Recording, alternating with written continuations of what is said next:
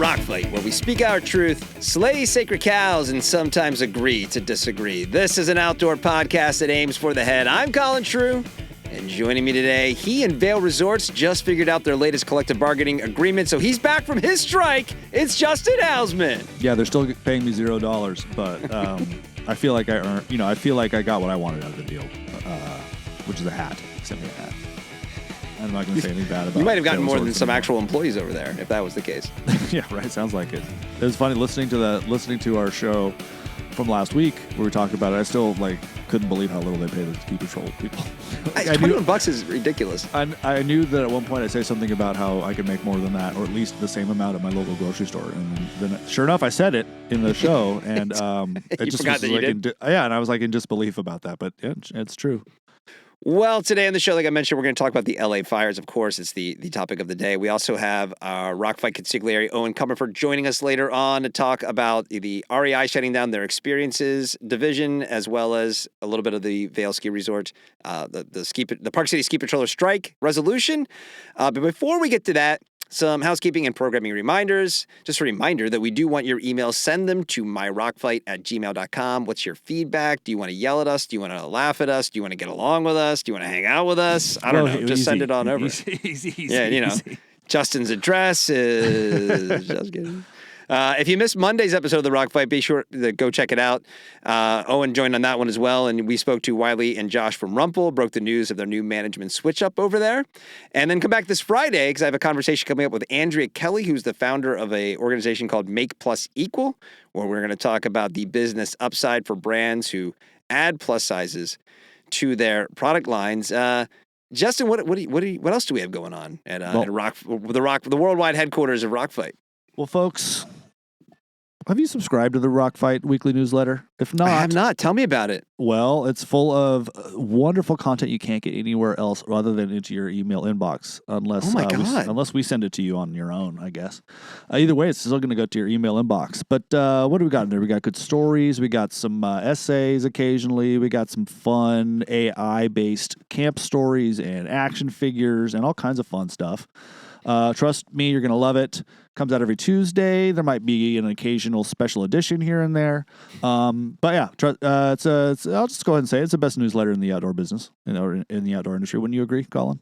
I would. And you know what else is cool about it? What's that? It's free. It is 100% free for now. It is 100% free today.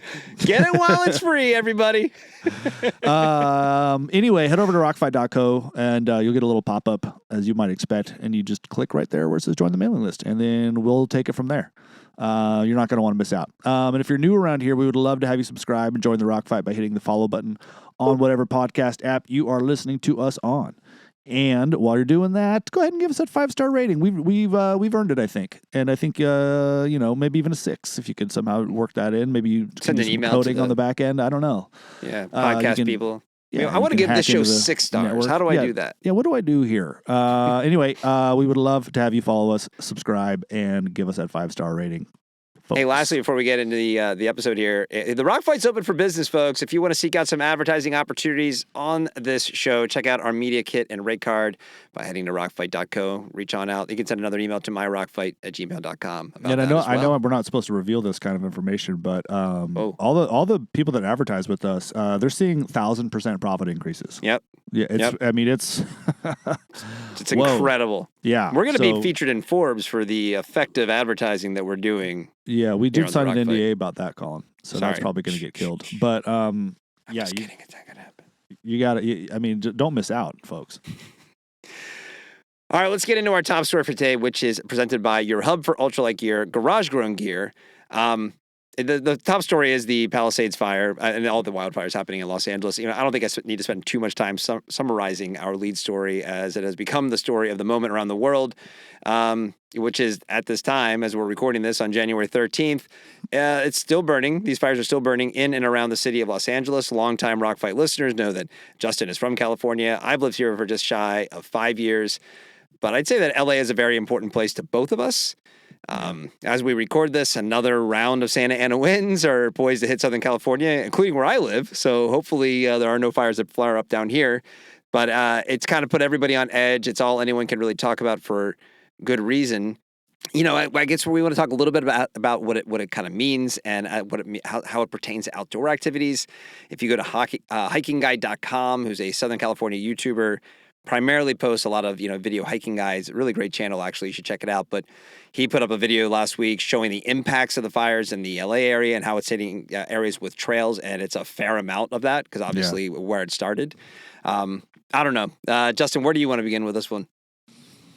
I mean, hearing you say that just now, Colin, about how you're going to be getting the strong Santa Ana winds as well, like today and the next couple of days, just makes me feel like, I mean, honestly, you guys could be out evacuating in the next week. You just never know. That's just what's going on now in California. And one of the things that I'm always surprised by when I go to Southern California, which isn't often, is how rugged Los Angeles is. It's flat by the ocean, but I mean, you don't go inland very far before you start hitting these really rugged, complicated canyon systems and stuff like that. I mean, it's just kind of set up to have these raging fires just rush through, burning from east to west, especially with the winds like this. And so I don't think a lot of people who haven't spent much time in Southern California realize that LA is surrounded by mountains. And so when these fires hit, typically fires like to climb up things, not go down, but it's just the nature of the wind. It's unbelievable. But I guess the only thing that I can really think about in times like this is just what a reminder this is of how the entire outdoor experience, the entire outdoor industry is built on the back of a very favorable and stable climate system that everybody sort of assumed would be there forever. I mean, whether it's ski resorts that wouldn't even fathom the idea that prolonged droughts would eat into snowpack and maybe have no snow years, and maybe now you're a mountain bike resort, not a ski resort, and all these kinds of things. I mean, these things that we take for granted aren't fixed. They're the earth is changing for better or worse all the time, and it's just a reminder, I think, that this is tenuous, and I wouldn't say that you shouldn't fall too in love with places that you like to hike and surf and all these sorts of things, but you just never know what's going to change. I remember reading the poet Gary Snyder. He had a really, really cool line once about hiking in the Sierra. And he just an offhand remark in his poem about how the Sierra will one day be a desert. And every geologist and every, ecologist knows that, just the nature of how things will shift climate-wise. Mm-hmm. And you're yeah, I guess that's probably true, and it's just I don't know what to do with this information, but I just think it's important to remember that these things aren't forever, and that the places that you love to adventure in they're all subject to change more now than ever. I mean, I just wrote a story for National Parks Traveler about how rising sea levels is affecting a lot of different parks on the West Coast. But part of the research that I looked into for that was some scientists at the University of Channel Islands State University, which is down kind of near Ventura. Mm-hmm. They have maps now that show what rising sea level will do to beach access in the next 100 years, and California loses a ton of beach access points, and it's just a reminder that surf spots will change, beaches that you used to love going to will be gone, new ones will form. I guess it's just all in motion, and it's we're lucky to have it when we have it. But if you spend your entire life outdoors and building a love affair for natural places, I mean, these are the places that are going to be most affected by things like wildfire, by natural disasters. So, again, don't know what to do with that information other than, I guess, hold the places that you love closely, because you don't really know when all of a sudden the trail you've been riding every day for 20 years is just going to be burnt and gone. Well, I really do hope we'll see some sort of shift. I mean, I understand if you look at how things have progressed in the last 20 years, we have a lot of data to go off of now, right? I mean, one thing in that video I referenced from, hikingguide.com, he talked about how just this past October, there's an area called Chantry Flat that had just reopened after being closed for 4 years from another wildfire. If there's something to take away from, again, this happening in Los Angeles, it's a little like Hurricane Helene happening in Asheville, North Carolina, or Hurricane Sandy happening in Manhattan, and all of these kinds of things that are happening now. We have a track record of these things happening in places where they're not supposed to happen. Yeah. And so how do you predict how do you deal with that? I mean, well, like, it's why? not to say. Well, this is like it's a great point. Like, how do you deal with it? I mean, but it also is, if we need any more evidence that something is going on. I mean, it just reported. Was it last week? We were just looking at before we hit record about how we have achieved that 1.5 centigrade temperature rise that everybody's been saying is like you can't go past point if we want to save what we currently have. Well, we're past that now. Yeah. So whether it's doing what you can on a daily basis, or lobbying for an immediate increase in nuclear energy, which is kind of what I'm thinking I'm going to start doing. Right. Because that's the fastest way to getting off of oil, and if we can reduce emissions, maybe we can recoup something in the next 50 years. But it also feels completely, to your point, like I don't know what to do, because it seems like the current political landscape makes it impossible to see any hope of this changing in our lifetimes anyway. Well, I mean, we've been whistling past the graveyard here for decades now. And I don't even know if this sort of thing changes that, like, I don't know what it takes. I mean, if you lose your home, if you lose, or, I read a story in the New York Times this weekend about a scientist who worked at Caltech in Pasadena, and they moved a couple years ago fearing fire in that area. And sure enough, that house that they had is gone. No, but they moved to North Carolina, and like had to deal with the flooding there. But you can make, well, that's the thing. It's like in terms of affecting like the outdoor space. I mean, the places that people want to go to are the places that are the most like prone to these sorts of disasters, right? I mean, like it's. I mean, remember a few years ago, South Lake Tahoe was almost burnt, and like it's probably going to be at some point. Where I live. Yeah. It has to be, I mean, we like to think we get enough rain, but I mean, it's not supposed to rain here for like there's no rain at all in the forecast. And if it hits like August and it hasn't rained again, like it's going to be like a tinderbox out here, and we could be having the same conversation about my house burning and like it's, and so it's like, what do? Do you change your calculations for where you want to live and where you want to play and what you want to do? Like I don't, at this point, I have no idea where we would relocate to if we needed to. Because your first thoughts are mountains, but it's like, well, I don't know anymore. I have no idea. I don't want to take a heavy situation in a conversation and make it a little lighthearted, but you realize this could be your opportunity to move to Hawaii finally. See, well, yeah, but I mean, Hawaii's running out, like they ran out of water. There was the big fires on Maui. Yeah, but it's not like they're immune. Or like, but that's the other thing. I know. No, look at what happened last year on Maui. It's a good point. Right? Yeah, and as like. Everything burns in California and everything floods in the east. Like things are going to cost more to make, and it's going to be cost even more to get it in Hawaii. And it doesn't even matter because there'll be like economic calamities that we haven't even experienced. I mean, what happens now with the billions and billions of dollars going to take to rebuild Pacific Palisades? Everyone in California, including probably you and me, we're all going to lose our homeowners insurance probably this year, probably because of it. Right. So like, what does that mean? Like we literally would have to move. Like, it's astounding what it's going to do to reshape like classic kind of adventure hubs, I think, because they're all going to be victim of various kinds of climate change things that we are not really ready to deal with, because we all just want to go about our day. Like, what? I'm not going to do anything different today than I did a year ago today, based on the Palisades fires. I drove my girl to school in my V6 truck. It's not very far, but it was freezing cold this morning. I didn't feel like riding the bike. It's like at no point did I go, oh, dang, climate change, fossil fuel, and make a direct link, and then my behavior didn't change, Right. So like convenience wins out. Yeah. And so, you bring up a good point about things like really our best bet is to lobby politically. I mean, that's 100%. That's by far the most impact that we can have. So you support things, if you want to support things like protect our winters, great, but really you need to make sure that we're like getting people in office that are going to actually do something about it. Unfortunately, that's not going to be the case for at least 4 years. So that is the case. Buckle up. But I don't know. I don't know what to say or what to think or what to do. I guess you don't really have to say anything. You just, I feel really, my heart goes out to all these people. I don't know what I would do if my little town burned. I can't imagine the like pain and sorrow I would feel. Well, and that's kind of the thing, right? I mean, and there have been towns that have burned, like at the Front Range of Colorado in the last few years. It happened here, obviously in California, especially up near Ventura. And there were homes that were lost. But just the scale of what we're seeing in a city, the second largest city in the United States. I mean, it's. I mean, if anything's going to shake us out of this and maybe start taking some action, this should be something.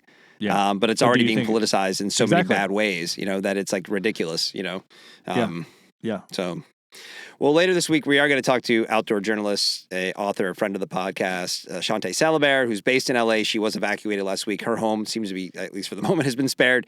But she has been spearheading some fundraising efforts in the city. So we're going to bring her on. Are you going to join that one? I forget. Yeah. Did we say? Yep. So that'll be, we'll have that up either later this week or early next week. The spreadsheet she's putting together, that's linked in the show notes. So if you can spare a few bucks, there's plenty of people out there who really need it right now. Spreadsheet about how you can help. How you can up GoFundMe's, a whole variety of different things. So we definitely appreciate any support you can give. I also hate this kind of thing because it's like I'd never been to Altadena, and now that now that I'm I've spent some time researching it and hearing such great things about it, how sad people are that it's. I don't know if it's like all gone or just a lot of it's gone. Like a lot of businesses got torched. And man, it seemed like a really cool place. Like I get why people want to live there. Like Pasadena, same deal. Like Eastern Pasadena is really, really cool. And God, it sucks. Yeah, I'm not just to go off for a second because I'm sorry for anybody listening who is we catch some heat from talking probably a little bit too much about California sometimes.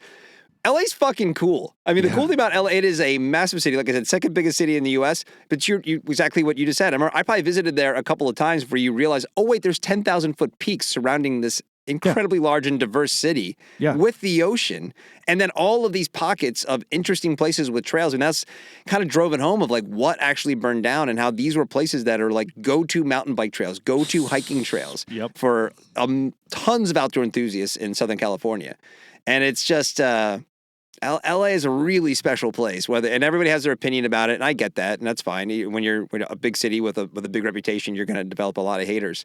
But this is rough on all sorts of levels, especially when it comes to the outdoor side of things, for sure. Yeah, I mean, I would think that zone probably had such epic trails. I like when parts of Orange County burn pretty regularly, and like in the Laguna area, and man, that's just loaded with mountain bike trails. Like so much better than anything you can get up here in Marin, and.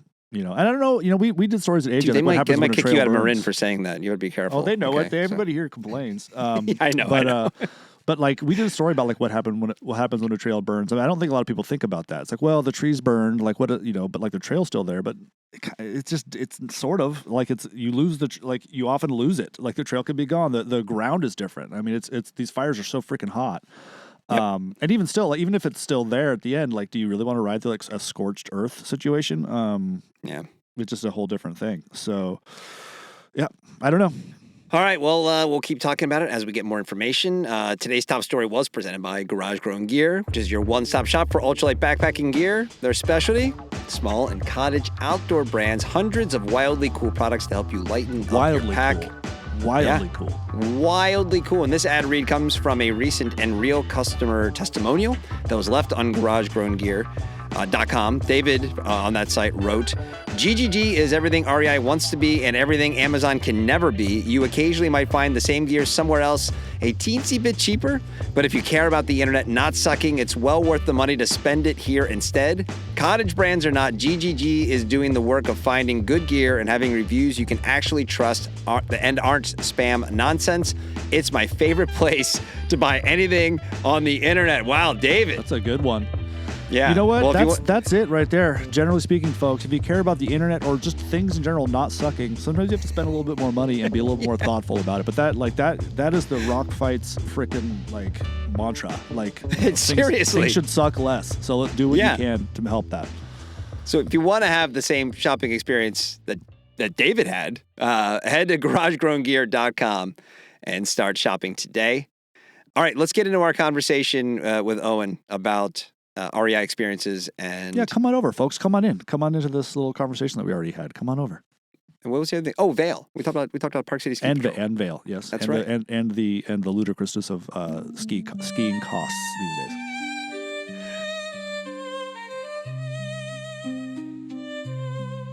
Well, joining Justin and I now is outdoor industry insider and consigliere to the Rock Fight, Owen Comerford. Owen, your first appearance on Wednesday with Justin and I. Welcome to the Wednesday show. It's just, the people are just going to be so sick of me. It's just, it's true. So we should leave you Mondays only. That's it. That's all we're doing from here on I don't out. know, unless there's just like an outcry. This is more. We're hearing cowbell. that. We're hearing this more and more from our in our emails. More I'm Owen. sure. That'll be our first merch for Rock Fight. Just hashtag more Comerford. That'll be the God. You know what? I'm going to say it. I've never bothered to Google it. I don't know what consigliere means. Oh. Yeah. Should we just hang up now? I mean, this sounds like a vaguely mafia East There you Coast go. sort of thing, but like, and I'm out here. Have you seen The Godfather? Kind of like like a sort of a trusted second in command kind of. Okay. Yeah. All right. Robert Duvall was Don Corleone's consigliere in The Godfather. I have never seen The Godfather. Oh my God! Come on! It just happens. It's just one of those things. It just happens. I'd love to. No. I do like mafia movies. It's just I'm not going to remember this today. I'm going to watch the Rams game tonight, so I'm not watching it tonight. By tomorrow, I'll have forgotten this conversation, and that's how it's been for my entire life with The Godfather. I'm sorry. It's not going to end like that. We're not going to let you forget it now. I talk really to you sorry. multiple times a week. I only saw Goodfellas for the first time like 2 years ago. It's not like I don't necessarily seek out the mafia movies. Yeah, but it was awesome, right? Dude, it's one of the. It's like, I watched it like 2 times in a row. It's so good. I would say if you're going to watch only one, I would probably say you should watch Goodfellas is a more entertaining film, but The Godfather is. I'll watch it. I promise, and then I'll get you. Then I'll finally be able to appreciate the consigliere term. Of course, of all the people out there who say that our podcast is a little too broy, this is only getting worse if we're talking about The Godfather. Yeah, but I've never seen it, so that's What's next, Scarface? We're opening it up to people that like maybe this is a safe space for people who haven't seen the classic dude films, I guess. That's true. Yeah. All right. Well, let's get into a couple topics here. Why we asked Owen to join us on Wednesday. So last week, news broke that REI would be shutting down its Experiences business. Experiences launched as REI Adventures in 1987 and was designed to be an adult adventure travel program that provided guided trips for activities like hiking, biking, climbing, and kayaking. Adventures was rebranded as Experiences in 2022 after ending trips outside the U.S. in 2020. Last week's news means that 180 full-time employees and 248 part-timers will lose their jobs. And according to a REI company-wide letter sent by CEO Eric Arts, the shuttering of Experiences is being attributed to the fact that the business was losing, quote, millions of dollars every year. There's obviously purely business way to look at this, but as everything has to do with the outdoor industry, there is an emotional side as well. So I guess let's start with the business side. And if you take Eric Arts at face value, I think it's a pretty simple decision, right? It might sound kind of cold, and we'll get to the emotional side, like I said, but at some point it's just math. I mean, would you agree with that? Clearly, it's about cash flow right now with REI. It was interesting. I posted on this, and in some of the comments, one person said, "Hey, I love the idea of this, REI Experiences. I've never used it, and if getting rid of it basically means that we have a healthier co-op for a longer time, and it's about the survival of the co-op, then I get it, and I'm all for it." So that was an interesting commentary, and it got me thinking, like, well, how tough is it from a cash flow perspective? Because as I think you talked about on this podcast, they did a lease buyback in all of their FCs late last year, right? Mm-hmm. And even in this announcement, Eric Arts actually referred to the fact that that they were getting close on profitability and on positive free cash flow. Now, I've never heard anybody from REI use the words free cash flow in a sentence before.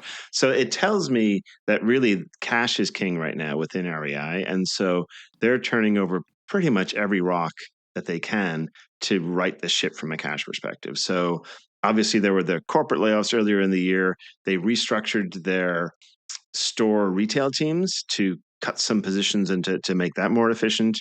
They've cut this. They're going after, the return people who are abusing the return policy. It does feel like it's like all hands on deck. Let's cut the bleeding from a cash perspective for the company. And one interesting thing that I can't quite figure out is they have zero debt, right, on the books. You look at their audited financials, zero debt on the balance sheet. And that tells me that potentially, and I don't know this, this is me totally speculating here, potentially taking on debt as a co-op or based on the charter of this co-op is problematic.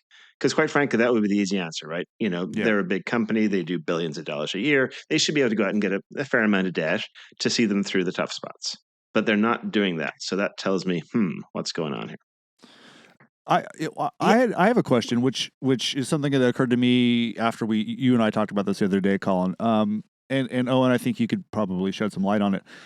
I'm sure there are complicated ways to do this, but one of the things I was wondering is if you're a CEO or you're anybody who's looking at the financials of a big corporation like this, or and trying to kind of see where there's savings to be made. I'm wondering if there's a way to quantify how much money people that took these REI experiences ended up spending at REI.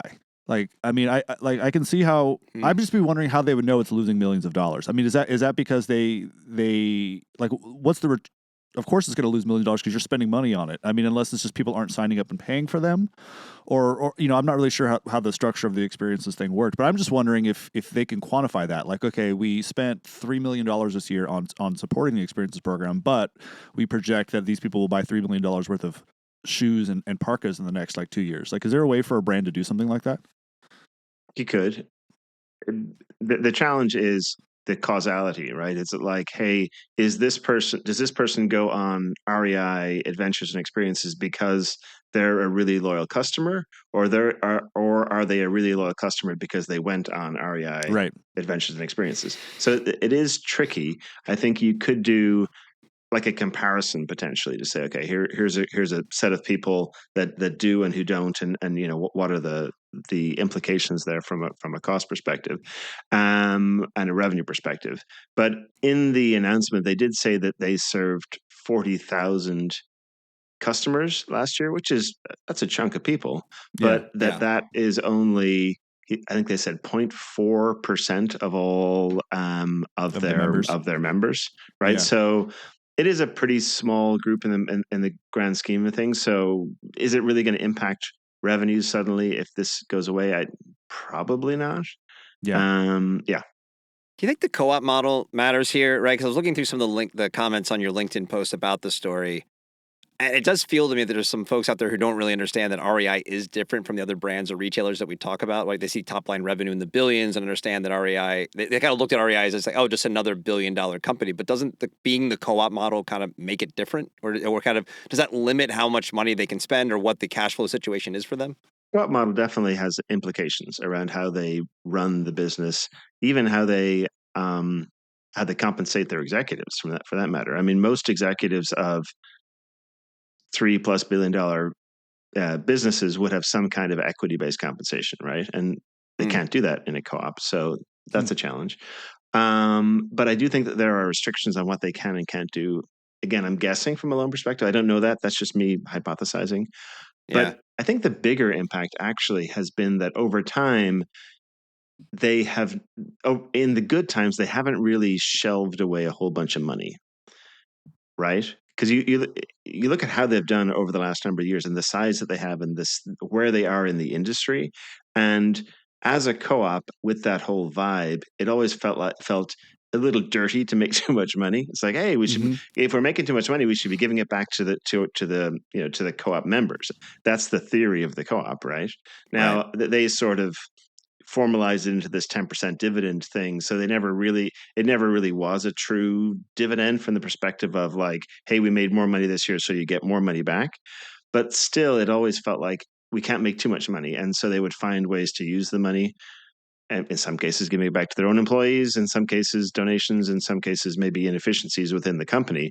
But yeah, the co-op model, I think, has led REI down a path of not being the most efficient business it would be in a purely capitalistic sense, I guess. I'm just sort of thinking about how, and I'm not trying to drag Owen into this socialist sort of utopia that Colin and I talk about sometimes, but one of the things I think is interesting is like we kind of when you and I talk about stores we like and the outdoor experience that we like we're more of a fan of smaller operations, right? Like we don't like that. We tend to not like the big, like we both have a soft spot for REI, but we both tend to prefer the smaller shops, the more local connections, all that sort of stuff. And what's funny though, at the same time, we lament when REI does something like this, like actively gets smaller. And it's funny. It just seems like if like we would end up running shows about how it's such a shame that REI has gotten much smaller over the year. Like if it keeps shrinking and and they're slowing down stores, and now it's just because like it's not as much of a big box retailer anymore. It's funny. It's like, is it getting to where we actually kind of want places to go? Like it just got too big. Like it got too big. It grew too much. Like it's trying to do too much, and maybe now they're just trying to find a happy medium. And it's funny that we sort of lament that when theoretically we should be supporting that. Yeah, I don't know if there's a right or wrong way to say how big or small they should be. I mean, because if you talk to like a lot of the specialty retailers that you're mentioning, like the West Allens of the world, Sunlight Sports and things like that, they'll say a healthy REI is critical to the outdoor industry, right? Yeah, like that's true. The small guys say that. Yeah, that's true. So, that's why. Again, take emotion out of it. It's sort of like, well, if this is the right call, just from a numbers perspective, and it's going to lead to a healthier REI, I can understand why you would make a decision like this, as difficult as it is to do. I mean, do you have any kind of insider or kind of information on that, or thoughts on that about like what is the right size for an REI? If you ask REI, it's bigger is the right answer. Right. Because I do think it was interesting after I posted about this, and an REI executive reached out to me and said, "Hey, it's not just about the money; it is about focus," which is an interesting commentary. Which is to say, "Hey, yeah, we're going to save millions of dollars here potentially. Cool." But we really need to focus on the retail side of things. Sort of cut yes, if you want to call it the fat or whatever away from the business, but it's also about let's focus on what we really need to do to deliver an amazing retail experience, and probably an amazing retail experience in more places than it is today. So I don't think they want to slow down on store openings. I think they want to free up cash to fund ongoing store openings and potentially even remodels of existing stores that are out there, to grow that piece of it. Now, I think there are members that say, hey, I don't need just another retail store. That's not what makes REI special. So I think that to me is really the nuance here is, are they losing some of the local flavor? That's part that experience is brought to these stores. They're keeping the classes. They made that clear. It wasn't very clear in the letter, but they did. That same executive did confirm to me that yes, we're keeping classes. We're just talking about more the hikes and stuff that we would do locally. That's going away. We're not going to do snowshoeing and what have you. But so okay, cool. You're getting rid of that, but how do you keep that local flavor? They have a local buying program. I'm not sure if you guys are familiar with that, but each store has a certain amount of their budget where they can buy from local providers to add that local flavor to the merchandise, which I think is cool. I hope that doesn't go away because that's part of it. But if this ultimately means REI just gets more nationalistic or corporate, I think that would be a mistake. One thing we didn't talk about at all, Colin, when we talked about this before is, do you remember when they changed the name from Adventures to Experiences? No. I think it was like... I mean, that's kind of the problem I had. Not problem. There's one thing I thought of this when this came out. I didn't even know this still existed, frankly. Like, that's sort of like that. Like, if you had said to me last week, hey, does REI still have a travel program? I'd be like, no. I would have had to guess. I couldn't have told you it still existed. So I just remember when they did it, they made a big announcement. They were changing it from Adventures to Experiences, and this was kind of in the peak. I guess we're still there. Peak, like the outdoors are for everybody sort of movement, which is great. But I remember we covered it at Adventure Journal with the thought of like, like what does this mean? Like, what are you saying now? Like, if it's not an adventure anymore and it's an experience, like an experience is not. That's not very like motivational word, right? An experience. I mean, that's such a flat thing, right? An adventure has a meaning, has a purpose, has like a motivation behind it.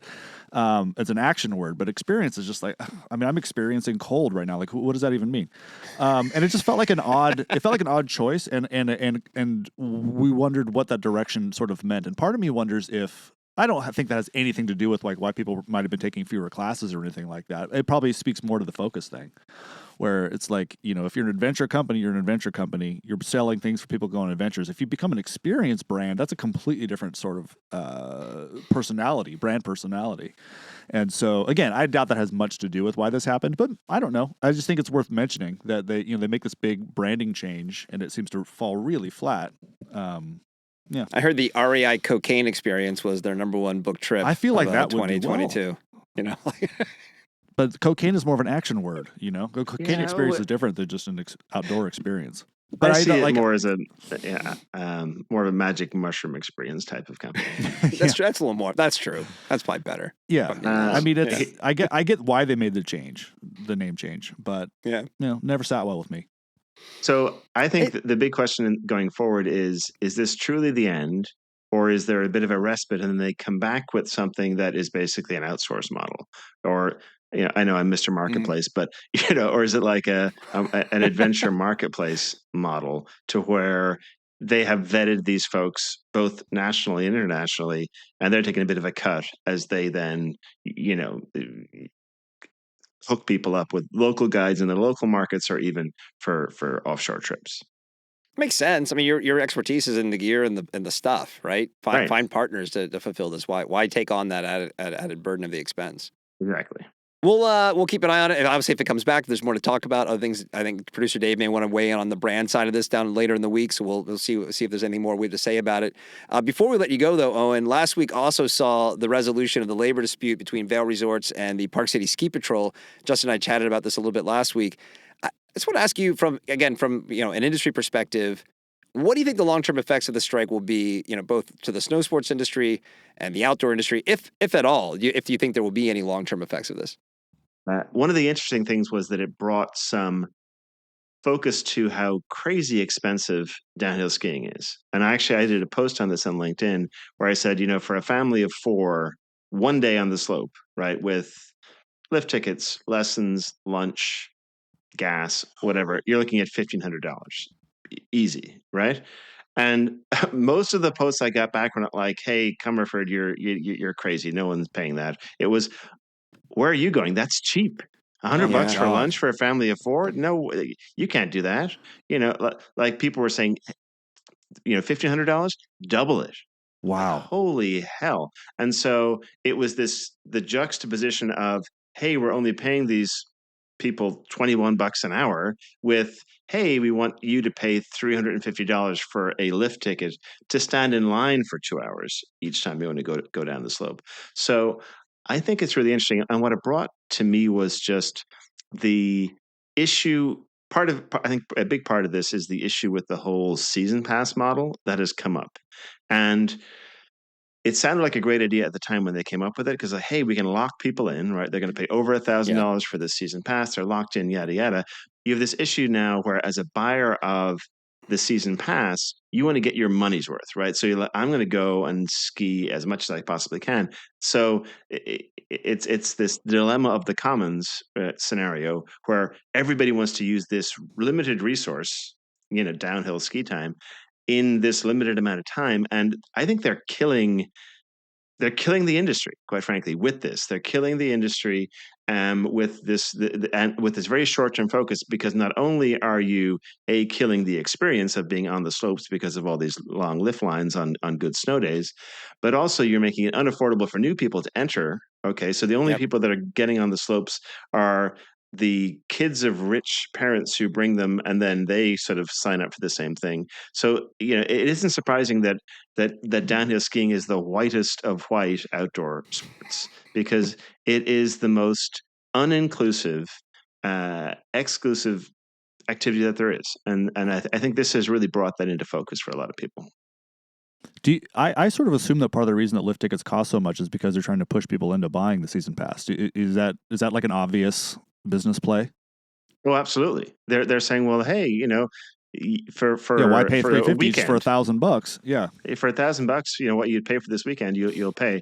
But then also that they and not everyone is obviously paying $300 a day. That's if you kind of leave it to the last minute and you want to go at peak times. But still, it's crazy how much it costs. I think what needs to happen is, unless I don't know how many of these resorts charge for. I know a lot of them won't let you do it at all, but I remember when the Bluebird no lift resort thing came out. Yeah. We talked a bit about ski resorts that charge the backcountry ski. We talked a bit about ski resorts that only charge like $15 to hike up, basically, or skin up. Like you can ski all day, but you just can't get on the lift. And I don't know how many of these big resorts allow that at all, but it would be kind of fun to just do a takeover and just have people, you know what, screw it. Like, we're not paying this anymore. Like, hundreds of people just show up and just start like trudging up the hill and just be like, deal with it, you know? They have rules around who can skin up if you show up. Are you allowed to go up on your own, or you have to take the lifts? I mean, it just sucks the fun out of it. That's kind of been my whole thing about it before even this story. Is it's just like it's such a fun activity when you get the right conditions on the right day. Not even the conditions, just the right day, and if you're out with some friends, and it can be so fun. Yeah. But everything about how it's set up now just sucks all the fun out of it. So I think really what's next is going to be more exclusivity, i.e., it'll be, hey, listen, we've got XYZ runs here that are only for people that have the platinum ticket, right? So you've got your regular season pass that gets you on all these other runs, but we want to make sure that the people who we can really milk, right? If we can milk you for 5K a year to get on the best runs and not have to wait an hour, we will milk you for that too. Yeah. But of course, you're continuing to kill the golden goose, but they don't seem to care about the long-term health of the industry. At this point, and we talked about it last week, just treat it like you do at the amusement park. It's like, well, if you pay the really good price, you can go to the front of the line. I think they have, I think they just have like the real data about like how little it's going to be snowing in the coming years, and they're not worried. They're not worried about the long-term health of skiing. Like, we're all fucked in 2 years anyway. Get this while we can get it, folks, and then we're out of here. There you go. Personally, I think part of the issue is the fact that now Vail Resorts, et cetera, are publicly traded. And so they're living quarter to quarter. And that's what's creating the issue, is the fact that you've got this publicly traded company who now has to answer to their investors. And so they're short-sighted by nature, basically, because of that being public. I will say, though, I think actually that helped get the deal done, because their stock was off by like 7 or 8% as this thing was going on. So their market cap, they lost hundreds of millions of dollars in market cap over this thing. And so ultimately, it really actually gave the folks the leverage to get this deal done. Good. All right, Owen. Well, thanks for coming on, man. We'll see you next time for, more amazing insights into the outdoor industry. Thanks, Colin. Have a good one. Justin, great to see you, Owen. Yeah, you too. Good seeing you. Thanks, Owen. Now is about the time those New Year's fitness resolutions start to peter out. We're recording this on January 13th, and I'm gonna guess right now. What do you think? 75% of people have already stopped. Gone. Whatever they're just gone. jettisoned. I didn't make any this year, so I'm good. But anyway, how about one that will keep you going every month of the year? Resolution, that is, okay? Like we've been telling you, there's a willing workout partner who can help fuel your 2025 goals, and it's Fuel Goods. Fuel Goods makes it easy to connect with the best nutrition on the planet. We're talking about athlete-approved products here, arranged for optimum impact, delivered right to your doors. Kapow! It's at your door. Boom. How does it work? Justin, how does it work? Well, it works like this. You head over to feelgoods.com and you assemble your own Fuel Goods box. Digitally speaking, of course, they're not expecting you to actually put boxes together or anything like that. Actually, it'd be pretty cool if you rolled up. You're like, hey, I'm here to put my box together. They're like, what are you talking about, bro? Just do it online. I heard this ad that said I can put together a box. I assemble my own box. You assemble your own Fuel Goods box with items that are just the right for you, the ones that you need, the ones that you want. You can shop from established sports nutrition brands like Scratch, Honey Stinger, Bonk, Goo, Tailwind, or real food solutions like Purely Elizabeth, Kodiak, or Ernest Eats. I do enjoy me some Kodiak oatmeal. Really like their. Do you think there's an Ernest? And is Ernest a person, or did they just went for the name? Like, hey, Ernest is Ernest. I bet they went. I don't think it's a person. That's a dated reference. I mean, I've never even seen that, other than maybe a cartoon once or twice as a kid. I never watched those. Hey, Vern as Ernest. Anyway, he's not involved in the Ernest Eats. In the Ernest Eats. Jim Varney is not does not endorse Fuel Goods. R.I.P. He passed away a while ago, Colin. Or if you like, you can just order one of their pre-assorted sport-specific options, like the rider box or the runner box. Do they have a surfer box? They should have a surfer. It just has a burrito in it. A burrito and a horchata. That's genius right there, frankly. Yeah. Each box curated to give you a diverse assortment of items to try. And you can buy something once or set up a subscription. Fuel Goods makes it easy and convenient to get the fuel you need to make sure all of your 2025 adventures go off without a hitch or a bonk. And right now, I see what you did there. Yeah. Right now, I use the word bonk. You can get some free shipping on all orders over $65. So stop what you're doing and head over to feelgoods.com right now to get started. Yeah, before we get to the parting shot, I'm probably gonna. I'll let the cat out of the bag. Probably write a little piece about this for the for one of our newsletters. I just want to give I don't know, raise a glass, I guess, to Mike Hynson, who died over the weekend. I think I assume over the weekend. Mike Hynson is the blonde guy from the original Endless Summer. If you're not, I mean, he's a legendary surfer. But if you're not a surfer, but you've seen Endless Summer and you vaguely remember it, it's these two guys from California heading out to around the world on a surf trip when this was really not done. Movie came out, I forget, in 62, 63, something like that. The movie itself, I don't think there's ever been anything quite like it in terms of its impact on like something so niche, having such a huge impact on American society at large. You will meet people, Colin, you'd be surprised. You should ask people. You will meet people in California that moved here because of Endless Summer. It's not uncommon at all to meet people that are like in their 70s. So it's like, yeah, I moved out here after I lived in Kansas. The movie came through town. We saw it at my theater, and I moved to California like a week later. Like it's that. So big, important deal. The Endless Summer and Hynson and Robert August were the two guys in it. And Hynson had just an amazing surf life. They became, as you can imagine, pretty big stars after the movie was out, and the movie was in theaters for quite a few years. This is back in the 60s. That's kind of how it worked. But he had some issues. He ended up getting into. I mean, the entire surf world really like embraced LSD and the sort of counterculture lifestyle with gusto, especially in Southern California where he was from. Sure. And so he ended up, joining some kind of a legendary sort of group that was trafficking LSD all over the place, and spent some. I don't know if he ever like spent time in prison, but law enforcement was had their eye on him for years. But he also continued to just make like really good surfboards, made amazing boards, always experimented, was always one of the best surfers in California, and he's a legend. I mean, he's I don't know. I don't know why we always insist on ranking things, but probably one of the most, 25 most influential surfers in history, if nothing else, from Endless Summer. And like, if you haven't seen that movie in a long time, it's still my favorite surf movie, even though it's so dated. It's kind of hard to watch with a lot of like misogynistic and vaguely like racist, undertones that at the time were harmless or seemed harmless. So there's some cringy moments, but still nothing will make you want to surf like that movie will. Yeah. And again, that movie. Surf travel is a thing because of Endless Summer. I mean, the idea that you could just get on a plane and go to another country and there were waves like baffled people. People thought you could surf in California and Hawaii and that was it. Maybe Australia. Yeah. And that set the standard for like just getting you and your buddies and scratching out some cash and going on a trip. And so anyway, just wanted to say, thanks, Mike. I think he was 82. Life well lived. And, pour one out, catch a wave from Mike next time. 82 is pretty good. Pretty good. Yeah. He looked good. Dude was handsome. Whole life. Handsome. All right. Well, let's get into the parting shot. I think it's your turn first. You just gave a tribute to your guys. I'll go first. Yeah, you go first. Okay.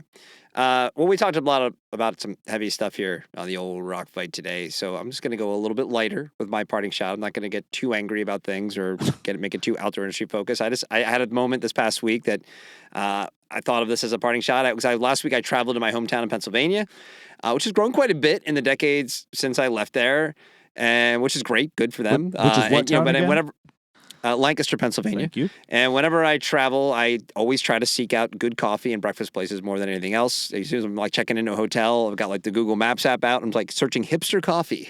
Where can I get good coffee? Because I'm a absolute coffee snob.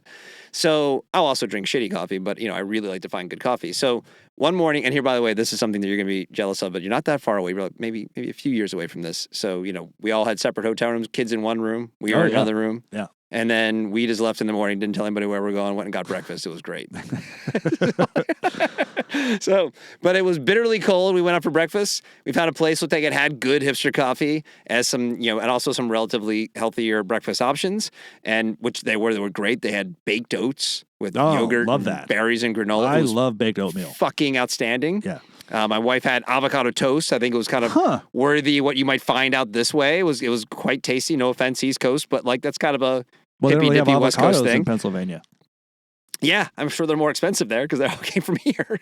But then I ordered a cortado, which I believe is the greatest espresso drink that we have. It's my favorite. Yeah. Problem is, though, I didn't order it. I just ordered a cortado, and it came sweet. So apparently they put this on the menu, and I didn't look at it because I just ordered a cortado. They use a sweetened espresso. For a cortado? And yeah. I guess. You know what? Honestly, that seems like an East Coast thing. I get that. It's got to be, right? Because I've seen other places, coffee places try this where they put their own spin on things. Here's my parting shot. Espresso is perfect, right? Yeah. If you make it well enough, you make it the way it's supposed to be made, it's genuinely one of the few perfect things in the world I feel like that humans have accomplished. And it's unassailable if you make it the right way. So don't fuck with it. Or cortado does not need to be sweetened. I mean, if you want to sweeten it, you can. Yeah. But I feel you're ruining one of our great pleasures. It was really just disappointing. I'm like, oh, this cooks good, smells good. And I'm like, why is it sweet? It's like on the menu, oh, we used a sweetened espresso. I'm like, fuck that. I don't want a sweetened espresso. I want good espresso. So that's my parting shot. Learn how to make perfect espresso at coffee shops and then serve it in its perfect state. So as you can imagine, as a Californian, like the first few times, actually even now it would freak me out. Like going to New York or anywhere on the East Coast and you order coffee and they just like ask if you want like sugar in it. They want to put coffee, cream and sugar. You're just like, well, what are you talking? Like I'm so baffled when I'm a half and half user always, and like I like baffled that when I would see people put sugar in their coffees. I'm just like, Jesus, I forgot people did that. But a regular at Dunkin' Donuts is just like cream and sugar. That's a regular. Oh, see, that's wild to me. Like I'm sure if I went right now, I'd be like, can I just get a coffee? And if they just said regular, I'd say sure, and I would assume that would be black. Right. And come out that and way. then you immediately get diabetes for the amount of sugar they put in it. It's like when I moved to San Diego and I went and ordered my first California burrito, and at the time I was vegetarian, and my like 20.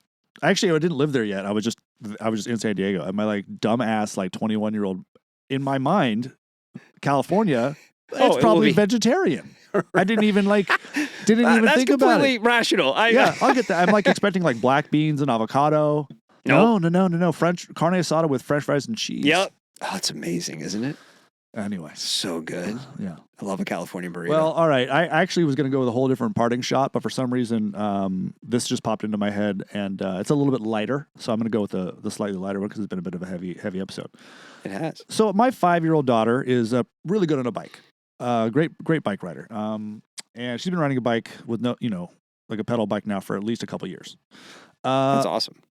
But like, even though I live in a very small town that ostensibly is very bike friendly, the roads are narrow, cars are big, and they drive fast. And there's a lot of times where it's not safe for her to ride on the road. So, gasp, we ride on the sidewalk. Okay. Oh my God.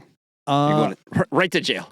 That's the thing. It's like if you see a 5-year-old girl with a pink helmet on her little bike, like yesterday she was wearing like a little, she was going to a tea party after our bike ride. So she had like a little cocktail dress on, kind of like sparkly with like black sparkly boots. I mean, she could not have been cuter.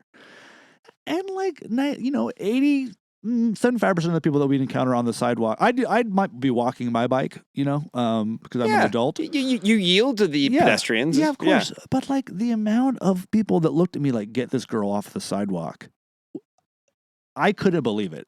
There are a couple of people that you could tell wanted to say something. And I'm just like, it's not like we're riding through like Times Square or something. It's a nice big sidewalk. There's plenty of room. But just let the kids ride on sidewalks. Like I get it if you're mad about, 15-year-old dudes on like those Super 73 e-bikes. Yeah, I don't want them on the sidewalk. I don't want adult people like blasting through on their bikes. But a tiny little girl, let her ride on the sidewalk. You want her to ride in the street?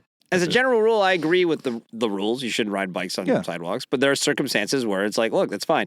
Little girl with her dad, as long as you guys aren't just like barreling by everybody. No. My last summer, my middle school girls, they were all riding bikes everywhere, all over the place. And we have some really busy roads around here. So I'm like, ride on the sidewalk. Yeah. I don't even care. I don't trust you riding and we have bike lanes. Every road has a bike lane. Nah, I don't care. Yeah. Ride on the sidewalk. Yeah. I mean, I ride on the sidewalk sometimes. And like, if I see somebody coming, I'll hop off, but like if there's nobody around. But in fact, at one point we rode a little ways to the next town over, and then we rode back, and there's this ancient, charming sign that's like, welcome to Fairfax, and it has like a map of like all the cycling routes you can take. And on the top, it has like an old school, like, here are the rules. And I read the first one, and the second one is stay off the sidewalk. And I'm like, and then Yeah, actually, let's just keep on going. Let's just keep on riding. right. Don't worry about that one, honey.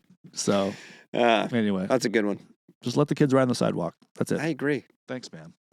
All right, man. Well, we can wrap it up there, I think. I don't want to, though. I want to just keep rock fighting with just people. Keep on rolling. Just going to keep running. Let's do next week's. 12-hour long. See. All right, everybody. Well, we'll wrap it up there. Please send us your emails. Reach out. Do you want to advertise? Do you want to send some news? Do you want to just yell at us for something? Send it to myrockfight@gmail.com. The Rock Fight's a production of Rock Fight LLC for Justin Hausman and our consigliere popping in today, Owen Comerford. I'm Colin True. Thanks for listening. And, you expected this, and I expect you to stick around and listen to the whole thing. Kristen makes us back to sing the Rock Fight song. We'll see you next time, Rock Fighters.